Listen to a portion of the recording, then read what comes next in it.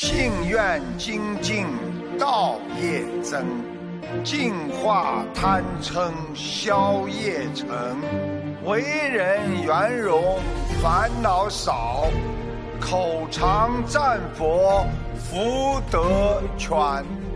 每个学佛人要懂得靠山山会倒，靠人人会跑。